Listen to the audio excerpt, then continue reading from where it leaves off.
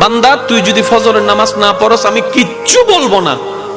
তুই ঘুম থেকে উঠার আগে সকাল বেলার সেই পেটের ক্ষুধা নিবারণের নাস্তা আমি রাজ্জাক রিজিক ব্যবস্থা করে দিব।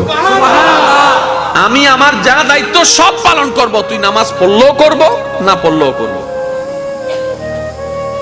আমি দিলেই তোর খাওয়া, আমি দিলেই খাবারটা রান্না হয়, আমি দিলেই খাবারটা হাতে উঠে, আমি শক্তি দিলেই তো মুখে যায়, আমি ডুব গিলার ক্ষমতা দিলেই তো তুই ডুব গিলতে পারিস। ওই খাবারটা পেটে গিয়ে আমি আল্লাহ হজম করাইলে তো হজম হয়, না হয়তো বদ হজম হয়ে সারা দিনের কান্না হয়ে যায়।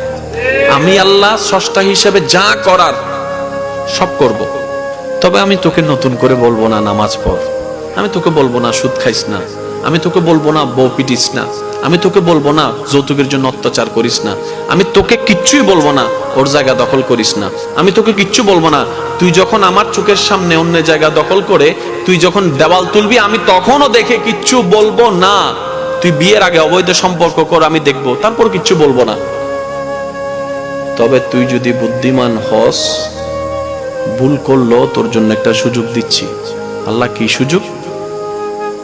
তওবা করে আস্তে করে আমার কাছে মাপসি, আমার দলে আমার কাছে ফিরে চলে আয়।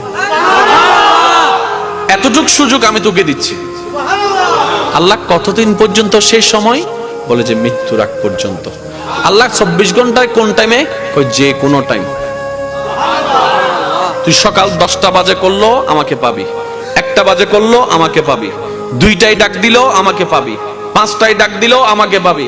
রাতের গভীরে সবাই যখন ঘুমিয়ে থাকে তখনও যদি তুই আমাকে একবার আল্লাহ বলে ডাক দেস, ফাজকুরুনি আযকুরুকুম আয়াতের ছায়া তলে আমি আল্লাহ তোকে তখনও সাড়া দিব। বলেন সুবহান।